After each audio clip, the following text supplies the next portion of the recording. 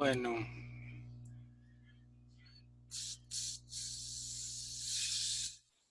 entonces muchachos, aquí iniciamos esta primera clase y entonces, ¿dónde habíamos quedado? Entonces, van a hacer dos cosas. Una primera sesión aquí mostrando la pantalla de mi escritorio. En la segunda voy a grabar en la parte final de esta sesión. Hay una parte de procedimiento de álgebra y unas grafiquitas. Entonces, eso le montaré en otro video, pero tengo que grabarlo utilizando mi celular para que me grabe sobre una hoja de papel, que es donde voy a explicarles el tema con ecuaciones y gráficas. Pero entonces, retomemos el tema de la renta nacional, de dónde viene y de dónde va. Entonces, que habíamos visto que la variable macroeconómica más importante era el PIB, que el PIB mide tanto la producción total de bienes y servicios como su renta total en una economía. Bueno, además de la importancia del PIB, hay que responder unas preguntas fundamentales en este tema, pues, importantes como primer componente de la demanda agregada, ¿sí? El primer componente de la demanda agregada entonces sería la renta nacional, que es igual a la producción también. Entonces, unas cuestiones fundamentales que hemos abordado es que hemos visto cuánto producen las empresas de la economía y qué determina la renta total de un país. Esto hemos analizado la parte de la producción en la empresa, entonces ahí habíamos analizado el tema de la función de producción, de los insumos, de la tecnología y esa parte, y ahí hemos quedado la última clase. Ahora viene el tema de quién recibe la renta generada por la producción. Esa producción, esa oferta, ese producto, cómo se distribuye entre esa renta, bueno, producción igual a renta, cómo se destina a remunerar trabajadores, o sea, cómo se distribuye entre los trabajadores y los propietarios del capital. Después vamos a ver quién compra la producción en la economía, o sea, eso se denomina los usos de la economía, para quién, qué se va a usar la producción, qué la usa un país, cuánto compran los hogares para consumo, cuánto compran los hogares y las empresas para invertir, ¿sí? Y las compras del Estado, asumiendo una economía cerrada. Y al final se analiza, entonces, tenemos oferta-demanda y al final toca analizar el equilibrio entre la oferta y la demanda. ¿Y qué determina el equilibrio entre oferta y demanda de bienes y servicios, que garantiza que el gasto deseado en consumo, inversión, compras del Estado sea igual al nivel de producción? Es decir, que la demanda agregada, cuando yo hable de consumo, inversión y gastos, son los componentes de la demanda agregada o el gasto planeado, y la otra tiene que ser igual a la producción. Que hayamos retomado la clase pasada, entonces la primera pregunta era ¿qué determina la producción total de bienes y servicios? Entonces a eso nos hemos ido a los factores de producción, que era capital y trabajo, lo que habíamos visto en economía de la empresa, que a partir de eso definíamos una función de producción Y igual, el producto está en función de las cantidades de capital y trabajo, y esa función es en alguna medida transformadora, una función que transforma esos dos insumos en producto, y que esa función de producción pues de alguna manera me determina la forma de hacer las cosas, el cómo o la tecnología, el nivel de tecnología de un país. Habíamos visto que tenía unas propiedades, ¿cierto? De los rendimientos constantes a escala, ¿sí? Habíamos hecho un primer supuesto importante que era fijar las cantidades de insumo, capital y trabajo, y si permanecen fijas, entonces el supuesto importante es que el producto en este análisis, en este primer modelo, estaría fijo, la producción está fija. Entonces lo que hace es esta de K raya, L raya. Si estos están fijos, entonces en la función de producción determina un nivel de producto fijo, Y raya. Ese es un primer supuesto importante. Ahora, ¿cómo se distribuye la renta nacional entre los factores de producción? Hay una identidad macroeconómica importante, el producto, ¿sí? O el PIB es igual a la renta nacional. Y la teoría de la renta distribución neoclásica. Bueno, llegamos a entonces un punto fundamental acá, ahora para responder la segunda pregunta, es cómo se distribuye la renta nacional entre los factores de producción. Y es la idea fundamental, es cómo la empresa elige las cantidades óptimas de capital y trabajo, ¿sí?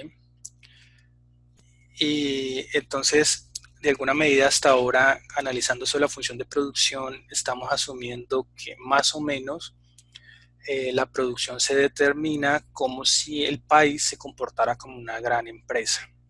En esto, por términos pedagógicos, aunque no es del todo cierto que debería ser así, pero estamos asumiendo que esto es neoclásico, esto se ubica en el contexto de neoclásico, la teoría económica neoclásica, están asumiendo que en una medida la economía del país como tal funciona como una gran empresa, ¿sí? Hasta ahí va bien. Ahora, para responder esa pregunta es cómo las empresas eligen sus cantidades óptimas de capital y trabajo. Entonces, para ver cuánto capital, horas hombre y horas máquina va a contratar la empresa, debe irse o debemos remitirnos a analizar los mercados de factores o mercados multifactoriales, se llama eso, ¿sí? Mercado de factores. Resulta que si uno quiere ir a contratar trabajo, pues tiene que ir ¿a dónde? Al mercado de trabajo. Y si uno quiere ir a contratar capital, pues uno tiene que, o alquilar capital, pues tiene que ir al mercado de capitales.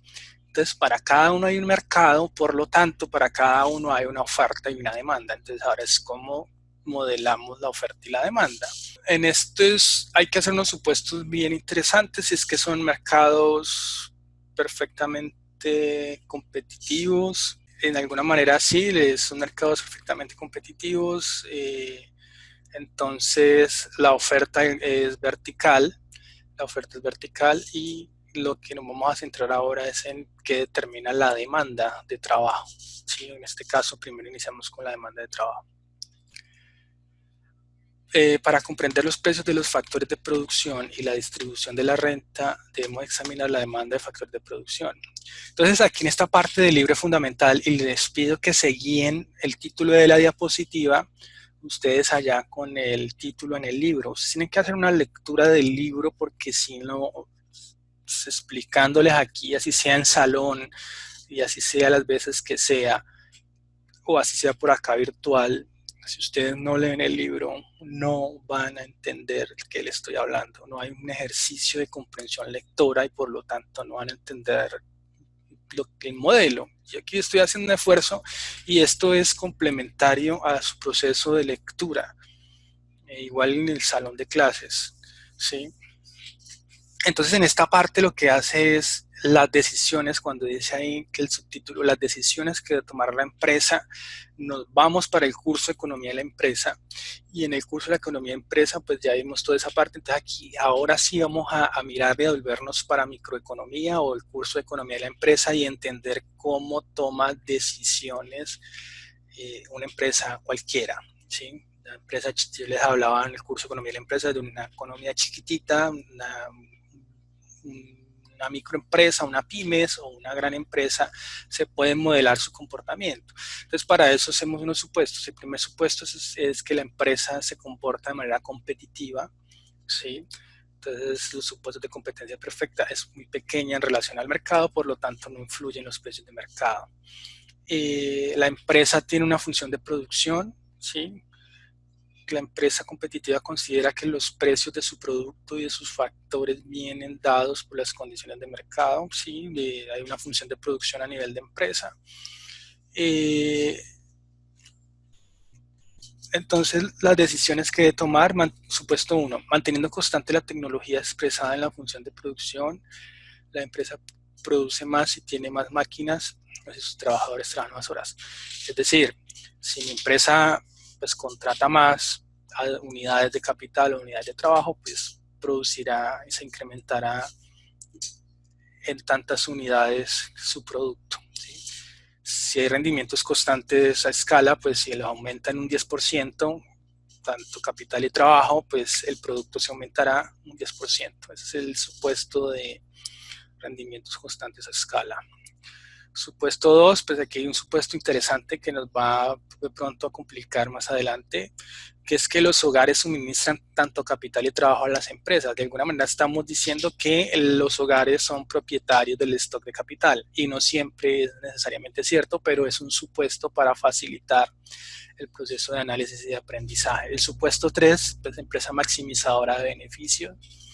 ¿Ella qué busca? La empresa, pues dada su función de producción, coge sus dos insumos, capital y trabajo, de tal manera que le generen un máximo de producción, pero teniendo en cuenta una función de costos o unos costos asociados, ¿sí? Entonces, ¿cómo es ese maximizador a beneficios? Entonces, el beneficio, miren acá en el cursor, es igual al ingreso menos el costo de trabajo menos costo de capital. Entonces, ¿cómo se determina el ingreso o los beneficios? Entonces, igual al ingreso. Ingreso es precio del producto por la cantidad de producto. En este caso, yo les explicaba en economía de la empresa el tamal, precio del tamal por la cantidad de tamales menos el salario por la cantidad de trabajo que contraté, horas hombre, menos la tasa de alquiler del capital, en este caso R por las cantidades de unidades de capital alquiladas. R es la tasa de alquiler del capital, ¿sí? Entonces el tema de los beneficios, la empresa maximizadora pues trata de maximizar esa función de beneficios. Aquí ustedes pueden ver P por Y, y aquí abajo reemplazo P por la función de producción, eso es equivalente. Y, el producto es igual a la función de producción, y aquí lo que represento es que beneficios es igual a P por la función de producción menos W por L menos R por K. Entonces uno puede decir de qué depende los beneficios, o sea, esta función de beneficios, ¿de qué depende? Pues depende, a ver, P, por el supuesto de competencia perfecta, P está dado, ¿sí? O sea, la empresa es precio aceptante, no modificar los precios de su producto. Entonces, P es como P rayita. Salario los toma de los salarios, del salario o sea, el mercado de trabajo, va al mercado de trabajo y ella también es mercados competitivos, entonces W tampoco lo puede determinar la empresa, o sea, es precio aceptante del salario, de los mercados de capitales también. Entonces, ¿qué puede elegir la empresa para maximizar su función de beneficio? Simplemente las variables objetivos van a ser K y L. K y L es la que va a usar la empresa para tratar de maximizar sus beneficios. Es las únicas variables que puede como modificar o alterar, ¿sí? Entonces, debe elegir las cantidades.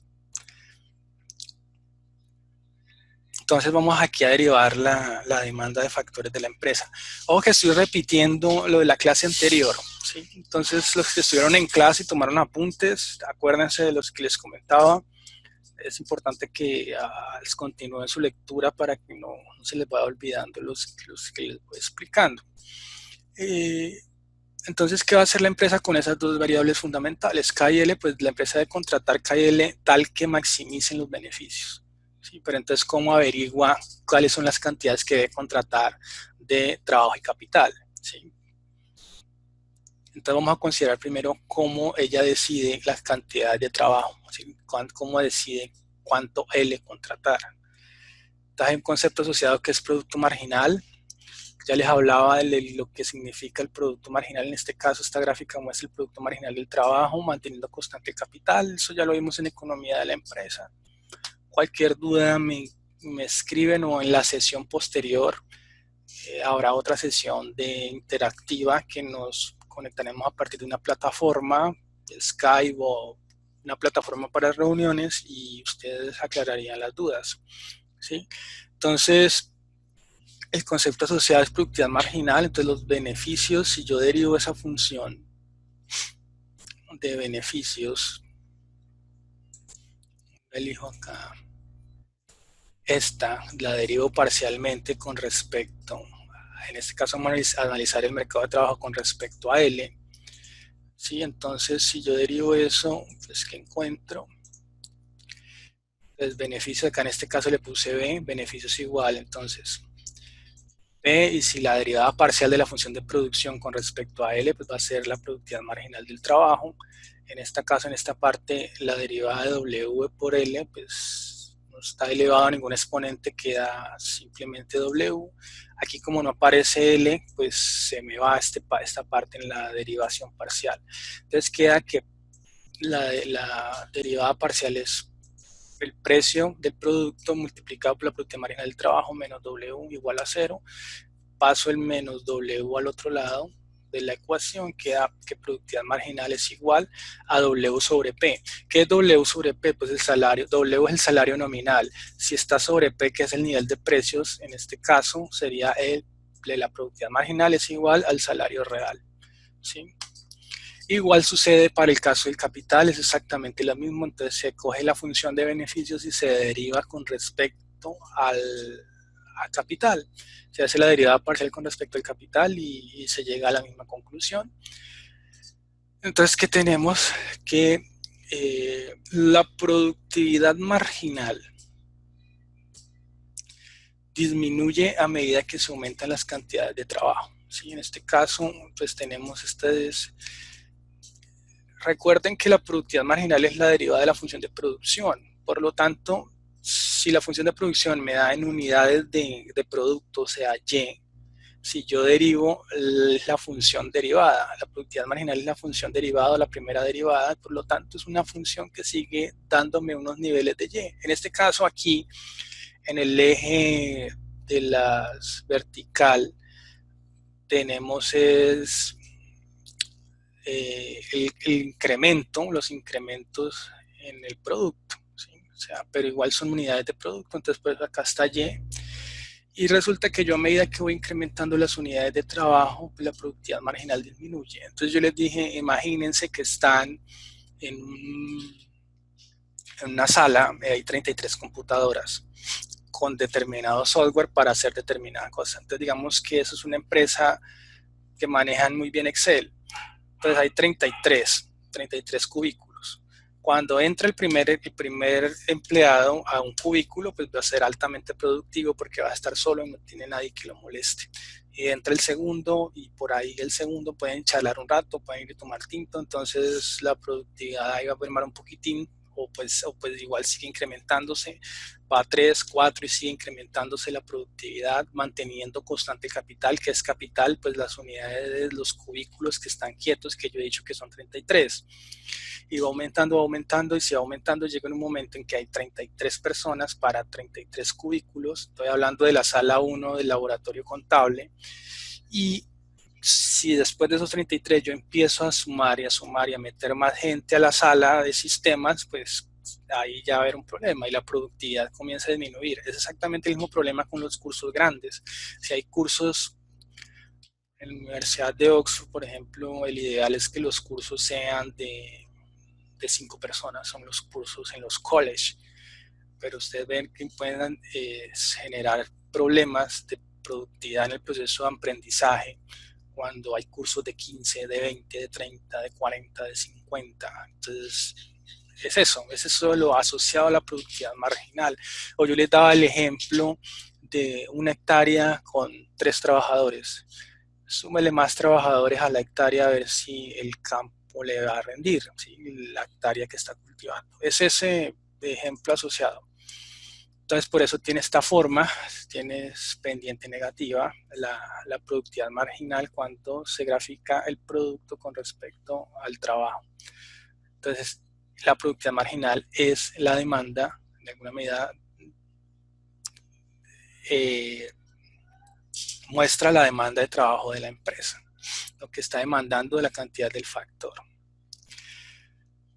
Aquí está el tema para el capital, lo mismo, el productividad marginal de capital tiene que ser igual a los salarios reales. Entonces aquí hay una identidad, la productividad marginal se asocia con el salario real.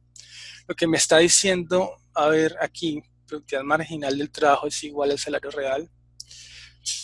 Es que una empresa me va a contratar si su productividad marginal, piensen ustedes como empleados, una empresa me va a contratar si usted le aporta a lo que está produciendo la empresa, sea un bien o un servicio. Si su productividad marginal es positiva, lo contrata. ¿Y cómo le va a pagar? Pues por las unidades adicionales de producto que me generó. Si me incrementó el producto en la empresa, pues de alguna manera en este contexto de mercado competitivo, la empresa le va a pagar un salario equivalente al producto marginal, es decir, lo que le incrementó, el cambio que le aportó a la producción de la empresa. Eso es lo que está diciendo, ¿sí? Entonces, teniendo ese tema de encontrar la demanda de trabajo que enfrenta la empresa, ahora si llegamos a cómo se distribuye la renta nacional entre los factores de producción. ¿Sí? En todo caso, tengan en cuenta el orden del título del video para guiarse.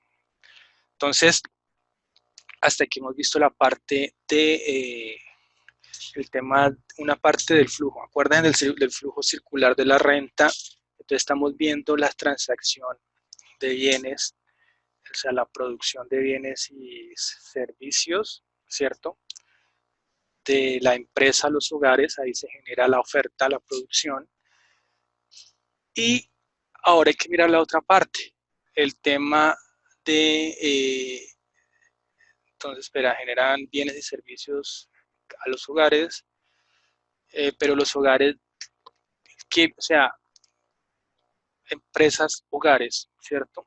De acuerdo al flujo circular de la renta, estamos viendo primero esta parte de las empresas a los hogares que son las que generan la producción, ¿sí? Ahora, ¿qué hacían las empresas? Pues las empresas, los hogares, perdón, le daban insumos, es decir, mano de obra a las empresas, los hogares le dan mano de obra a las empresas y capital. Aquí también estamos asumiendo que los hogares eh, eh, le ofrecen capital a las empresas. Entonces, la empresa al demandarles eso a los hogares, pues entonces tiene que retribuirles. ¿De qué manera? Sí. Entonces tiene que retribuirles por medio de lo que se denomina la renta, y esa renta va en forma de salarios y en forma de ganancias. Ahora, entonces la segunda parte que toca ver del modelo es cómo se distribuye la renta nacional en la economía entre factores de producción. ¿Sí? Entonces dice, una vez las empresas deciden la cantidad que van a utilizar de cada factor, ¿sí? qué tanto le van a demandar a los hogares, de trabajo y capital, ya podremos explicar cómo los mercados de factores de producción distribuyen la renta total de la economía. Si todas las empresas de la economía son competitivas y maximizadoras del beneficio, cada factor de producción percibe su aportación marginal al precio de producción. En este momento aquí del capítulo nos salimos ahora otra vez de la microeconomía, del análisis de la empresa individual, y ahora vamos a analizar otra vez el país como la economía de un país como una gran empresa. Entonces nos salimos otra vez del esquema micro en esta sección, o sea, donde dice la distribución de la renta. Ahora nos ubicamos otra vez en la macroeconomía, ¿sí? Entonces, suponiendo que cada una de las empresas pequeñitas en esa economía se comportan de manera competitiva, empezamos a sumar las demandas que hacen o las decisiones que toman competitivamente de las cantidades óptimas de capital y trabajo, y los sumamos todas esas decisiones óptimas de trabajo y de capital, pues volvemos al tema de la economía, ¿cierto? O sea, analizar la economía en el total. Entonces, lo que hemos visto es que pues la remuneración como tal, es decir, ese salario que pagan los empresarios y esas tasas de alquiler que pagan por el capital, pues es equivalente a la producción marginal de cada uno de esos factores, ¿sí?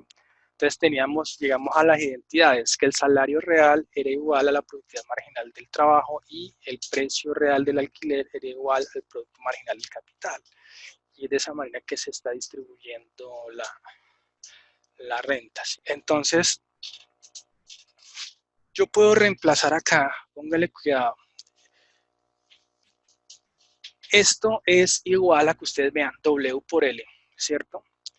W sobre P real por L. Entonces, es decir, lo que yo pago en el salario de mercado, el salario real multiplicado por las cantidades de trabajo, ¿sí? por L. Entonces está haciendo precio de algo por la cantidad de algo, eso me da una especie de renta como tal, ¿sí? Pero como resulta que encontramos que el salario real es igual al producto marginal, en este caso el salario real del trabajo es igual al producto marginal del trabajo, pues entonces reemplazo aquí debería ir W sobre P, lo reemplazo por producto marginal del trabajo por L. ¿Sí? Yo puedo hacer este reemplazo. Entonces, este es el salario total pagado al trabajo. O esto es una especie de renta. Aquí estoy con el cursor acá que lo estoy moviendo.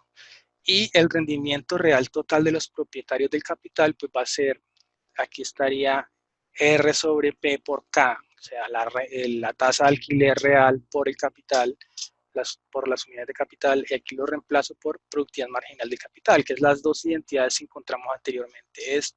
PMK es igual a R sobre P y PML es igual a W sobre P, ¿sí? Entonces, eso es lo que nos está diciendo. Entonces, ya aquí analizado desde el punto de vista de la renta, entonces dice, la renta que queda una vez las empresas han pagado los factores de producción es el beneficio económico de los propietarios de las empresas. Entonces, claro, el beneficio económico aquí es igual a la renta total que ha generado la economía menos el producto marginal por las unidades de trabajo, es decir, esta es la renta que se lleva, la parte de la renta que se lleva el trabajo y la parte de renta que se lleva el capital, el factor capital.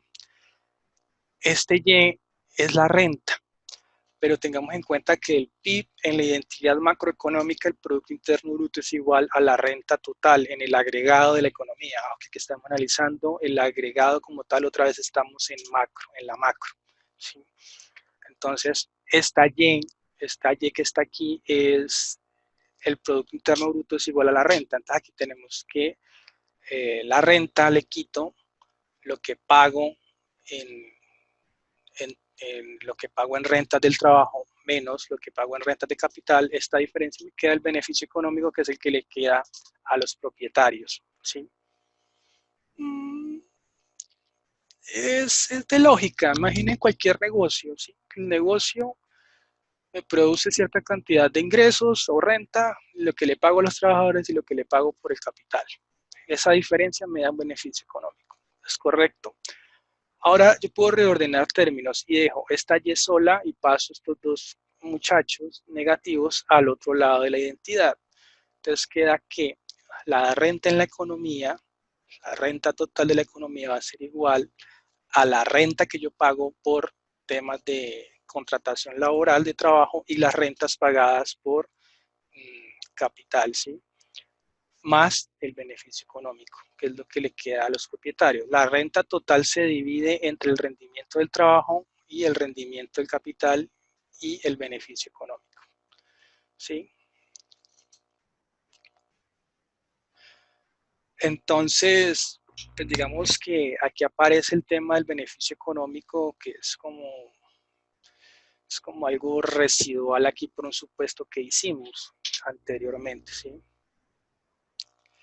¿Cuál es la magnitud del beneficio económico? Este cosito aquí que nos aparece, pues toca explicar más un poquitito ahí, detenernos de ver qué es. Desde la parte teórica, ahí dice que desde la parte teórica de la función de producción, dice si la función de producción tiene rendimientos constantes a escala, el beneficio económico debe ser nulo, ¿sí? Es decir, no quedará nada una vez que se paga a los factores de producción. En últimas, dado el supuesto de rendimientos constantes a escala, este beneficio el beneficio económico se aproximaría a cero, ¿sí? Como lo explica desde el punto de vista teórico formal matemático, ese se denomina el teorema de Euler. Los que vieron economía de la empresa, si van al libro allá, al libro de Nicholson, el teoría económica, teoría microeconómica, principios básicos y ampliaciones, el de carátula blanca, en el capítulo de producción, ahí explica el teorema de Euler, ¿sí? El teorema de Euler es que la función de producción se va a descomponer entre la productividad marginal del capital por capital más la productividad marginal de L por L. Si ustedes notan, PMK es simplemente R sobre P y PML W sobre R. ¿Sí? O sea, es decir, como que la producción se puede distribuir entre lo que le corresponde al trabajo y lo que le corresponde al capital, o sea, es el pago a los factores que intervienen en el proceso productivo. Entonces ahí surge el problemita de un beneficio contable. Esto de beneficio contable hace referencia a las cuentas nacionales, nada tiene que ver con contabilidad de contaduría, nada tiene que ver con eso, sino que hace parte de las metodologías de las cuentas nacionales que ustedes van a encontrar en el libro de Eduardo Lora o en el libro de...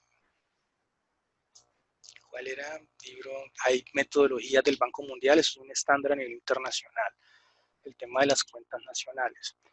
Pero entonces, en el beneficio contable es igual al beneficio económico más la productividad marginal de capital multiplicada por el capital. Hayamos supuesto que esta parte, productividad marginal de capital por K, eso es una renta, es un flujo de renta que se le paga a los propietarios del capital. En este caso, recuerden que habíamos hecho un supuesto que era que los hogares eran propietarios del capital, pero no necesariamente sucede. Este beneficio económico surge porque hay propietarios que, o sea, hay parte del capital o parte de los beneficios que le corresponden a los propietarios de la empresa como tal o a la empresa. O sea, la empresa también puede tener, puede ser propietaria de capital, puede alquilar capital una empresa. Entonces, lo que no debemos tener en cuenta. Lo que pasa es que este beneficio económico de los propietarios de la empresa, asumiendo los supuestos de competencia perfecta, asumiendo las competencias de los supuestos de empresa maximizadora del beneficio, este beneficio económico iría a cero, ¿sí? Este beneficio económico de los propietarios de la empresa en el límite tendería a cero haciendo los supuestos que habíamos comentado antes en esta sección, ¿sí? Acá están, bajo estos supuestos iniciales, pues, empresa competitiva, maximizadora del beneficio y rendimientos de escala constantes, este beneficio económico tendería a cero. ¿Por qué es eso? Pues se está diciendo simplemente que pues, las empresas no generarían ganancias en un mundo competitivo, pues como no tienen poder de mercado, no pueden definir el precio, son precios aceptantes, en última medida diría que estarían trabajando a ganancia cero, algo medianamente difícil de entender, pero de alguna manera esas identidades se dan en la teoría, ¿no? La teoría, pero en la práctica no.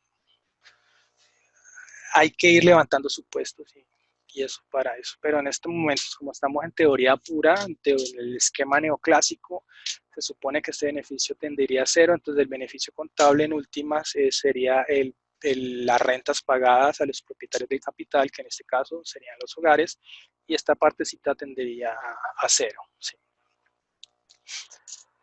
Algo muy importante del libro, el libro es demasiado interesante porque pues pone unos análisis de casos bien bacanos que se enlazan con la discusión teórica. Entonces ahí uno dice, wow, la teoría explica muchas cosas y me pareció importante este ejemplo que pone de la peste negra y los precios de los factores. ¿Sí? Entonces, ¿qué dice? Que la teoría neoclásica de la distribución, los precios de los factores de producción son iguales a los productos marginales. ¿Sí? Los precios de los factores de producción son iguales a sus productos marginales. Los productos marginales dependen de las cantidades factoriales. Una variación de una cantidad cualquiera de ellos altera la productividad marginal. Entonces recordemos la curva que si una empresa está en el eje de las abscisas, si esto es L y la empresa está demandando unas pocas unidades de L, manteniendo un nivel de capital constante, va a tener un alto nivel de productividad marginal y después comienza a disminuir a medida que voy aumentando L. ¿Cierto? Eso es lo que me está diciendo. Por lo tanto, una variación de la oferta de un factor altera los precios de equilibrio de los factores y la distribución de la renta. Ojo lo que está diciendo ahí. Entonces, ¿qué pasó en Europa del siglo XIV? Está algo parecido a lo que está sucediendo en este momento. La peste bubónica o peste negra en 1348 redujo la población de Europa alrededor de un tercio en pocos años. ¿Qué quiere decir? Que la productividad marginal aumenta cuando disminuye la cantidad de L. En todo caso, miramos la gráfica, ¿qué ocurrió? La oferta del factor como tal, que en este caso serían la población trabajadora europea. Recuerden que la peste negra pues, mató sin consideración a todas las capas de la población, desde niños, jóvenes y ancianos, y no tuvo consideración con un rango de edad específico. Por lo tanto, pues disminuye la capacidad productiva de la empresa, de la economía, perdón, del país. En este caso era toda Europa, entonces contrae la oferta. Esta raya vertical es la oferta, se desplaza a la izquierda, se contrae. Al contraerse, pues la empresa debe ubicarse en unas cantidades por acá arriba en esta parte de la curva. Va a haber un nuevo equilibrio por acá arriba, entonces se desplace hacia la izquierda, se contrae y me va a ubicar por acá. En cualquier punto hacia la izquierda, por acá de la curva, pues la productividad marginal va a ser más alta y por lo tanto, asociado a la productividad marginal alta está la identidad es que productividad marginal del trabajo es igual a los salarios reales. Entonces, lo que se afecta es incrementa la productividad marginal y aumentan los salarios reales. Entonces, muy bonito ese ejemplo porque lo que dice la teoría es que efectivamente aumentó la productividad marginal y aumentaron los salarios reales. ¿Sí? Los salarios reales se duplicaron aproximadamente durante los años de la peste. Los campesinos que fueron lo suficientemente afortunados para sobrevivir a la peste disfrutaron de la prosperidad económica.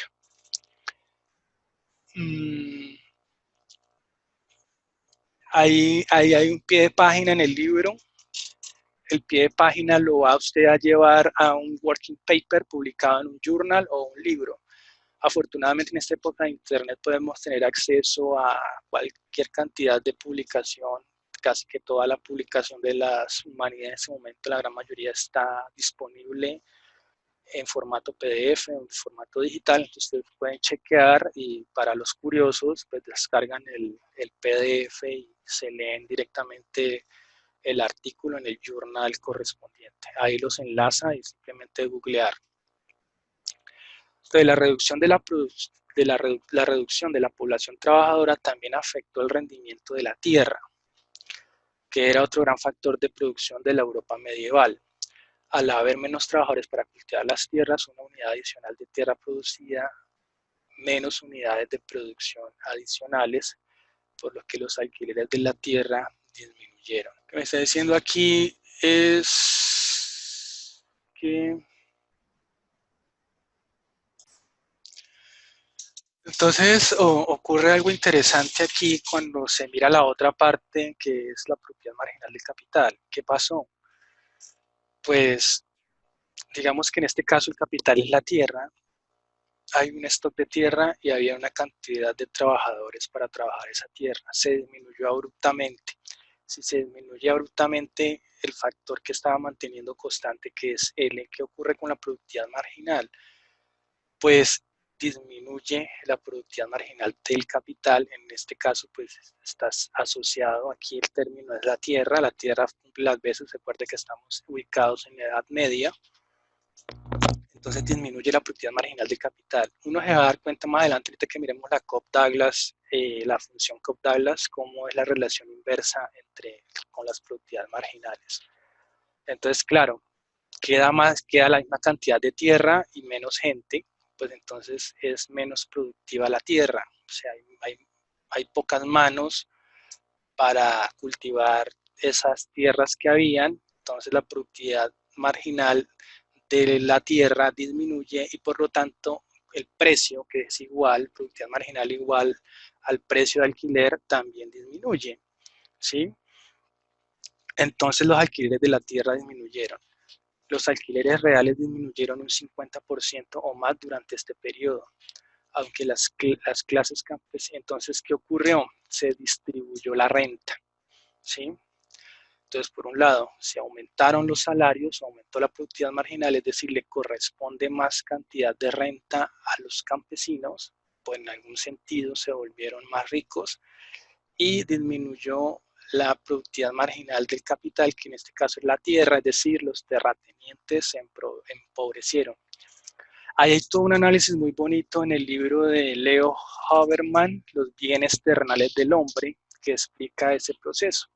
Ese proceso de redistribución de la renta pues dio origen a que los campesinos se movieran, que tienen poder económico, pues tienen más poder político en una medida, más poder de negociación, podían establecer mejores las condiciones de los alquileres de las tierras, en este caso a los feudos, empezaron a comprar sus derechos civiles, empezaron a que podían moverse, surgió el comercio de tierras, por lo tanto surgió la figura del salario como tal, ya no era más salario en especie, sino salario monetario, y en esas medidas surge el tema, va surgiendo el tema de las libertades. Eso está en una historia muy bonita explicado en el libro de Leo Haberman, Los bienes terrenales del hombre. Yo le dejo para que chequen, y esto es más o menos cómo se debería explicar un curso de historia o pensamiento económico con modelos, ¿sí? Entonces, ahora sí viene la partecita de la función de producción. Pues como ustedes son más rigurosos, entonces pues toca ser más rigurosos con ustedes. Están estudiando para ser economistas. Si estuvieran estudiando otra cosa, eh, pues dejamos ahí. Entonces toca ser más rigurosos y vamos a meter ahora con especificar la función de producción. Y igual a f de k, y igual a la función de k y l, eso es una función en general. Ahora toca darle una especificación formal. Y una de las especificaciones formales, hay muchas, pero la primera y la que relativamente funcionó muy bien se llama la función de producción Cobb-Douglas. ¿Qué función de producción concreta describe la manera en que las economías reales transforman el capital y el trabajo en PIB? ¿Sí? Entonces resulta que un tipo llamado Paul Douglas, senador de los United States por el estado de Illinois desde 1949 hasta 1966. El tipo era muy curioso, muy estudioso de las cifras, entonces encontró una evidencia empírica recurrente. La distribución de la renta nacional entre el capital y el trabajo se ha mantenido más o menos constante durante largo plazo. El tipo empíricamente revisando los datos se da cuenta de eso.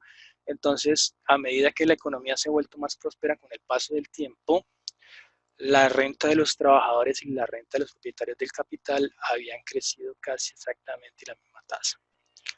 Douglas se pregunta, ¿qué condiciones hacían que la participación de los factores fueran constantes en el largo plazo?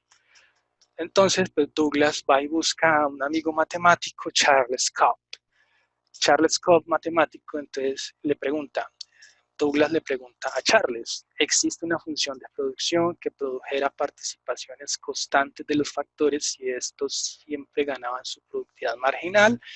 Charles Cobb se pone a estudiar e encuentra una función, que esa función se le conoce como función de producción Cobb-Douglas. Esa función de producción se utiliza hasta el día de hoy para modelar, o es la base conceptual primaria o inicial, el modelo o el esquema inicial para modelar la producción de los países. Y es una de las funciones, o hay unas derivaciones un poco más extensas. Aquí vamos a ver una derivación muy simple, la formulación simple que fue inicial de Cobb-Douglas, pero hay derivaciones más extensas, más largas y más complejas que son los que usan, por ejemplo, los ministerios de Hacienda, que usan Banco de la República para modelar la producción de un país. En este caso, pues también es la base para modelar el Producto Interno Bruto de la economía colombiana cuando se quieren hacer modelaciones. Y es la que usan en la gran mayoría de economías occidentales y países occidentales del mundo, ¿sí? Entonces, la pregunta es si existe una función de producción que produjera participaciones constantes de los factores si estos siempre ganaban su producto marginal. Charles Cobb le responde que sí, se pone a trabajar y la encuentra. ¿Qué encuentra? Él encuentra una especificación funcional, una forma funcional en la cual la renta del capital, que ya le he dicho, productividad marginal de capital por K, es igual a una proporción del PIB, es alfa por Y. Y la renta del trabajo, en este caso, productividad marginal de L, uy, aquí me equivoco, de PML por L es igual a 1 menos alfa multiplicado por el PIB. En este caso, ojo que PIB es Y, no se olviden eso. O PIB es igual a renta. Entonces, ese alfa está entre 0 y 1, es una proporción. Él encuentra esa proporción, entonces de esa forma especifica la participación que tiene con respecto al PIB, el capital y el trabajo, o sea, es decir, que se reparte de una forma más o menos proporcional constante. ¿Sí? Ese alfa determina la proporción de la renta que obtiene el capital y la que obtiene el trabajo es 1 menos alfa. ¿Sí? Es un número que está entre 0 y 1, es un porcentaje. Un porcentaje. Alfa, la participación del capital en la renta.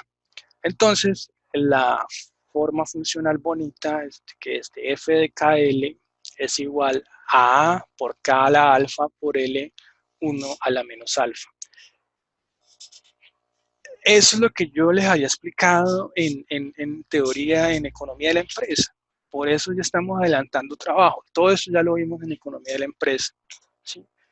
Alfa es el factor denominado factor tecnológico. Alfa es mayor que 0 y, digamos, A mayúscula, perdón. A mayúscula es el factor tecnológico. Se supone que A mayúscula es mayor a 0. A mayúscula mide la productividad de la tecnología existente. ¿Sí? Entonces, esta función se comporta bien porque tiene rendimientos constantes de escala, cumple la condición. El productividad marginal, entonces encontramos aquí las productividades marginales, que es la derivada parcial de la función Cobb-Douglas con respecto a L y con respecto a K, entonces es PML, PMK. Obviamente, ¿en qué ocurre? O sea, si la economía aumenta su stock de capital, pues se eleva la productividad marginal de el trabajo, pero reduce la de PMK, ¿sí? Miren esto para entender el tema de la peste negra que les había dicho. Y un aumento de L reduce la PML y eleva el PMK. Voy a intentar escribir, bueno, el avance tecnológico es el cambio en A mayúscula, ¿sí? Eleva el producto marginal de ambos factores proporcionalmente. Las productividades marginales pueden expresarse como, entonces, voy a ver si aquí puedo poner una pizarra. Bueno, no sé si se esté mirando la pizarra, pero estoy ensayando el software, pero a ver, voy a intentar aquí escribir con el mouse. Es difícil, entonces PML. Si ustedes miran aquí la fórmula es igual a 1, es difícil sin el dispositivo, a 1 menos alfa. ¿Qué pasa con este acá?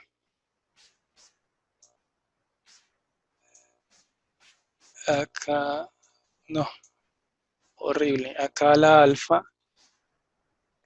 qué vergüenza. Y este L a la menos alfa, pues es igual a decir L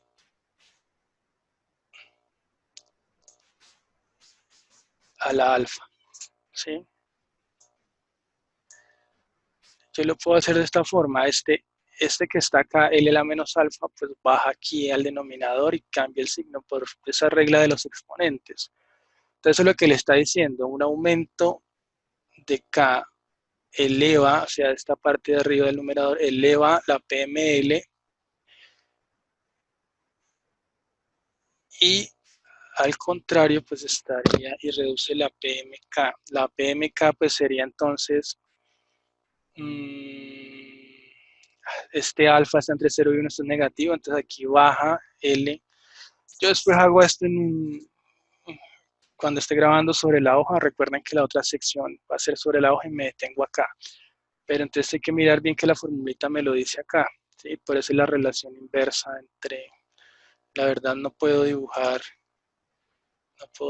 ahí. Bueno, no sé ni siquiera si grabó, bueno, entonces toca seguir.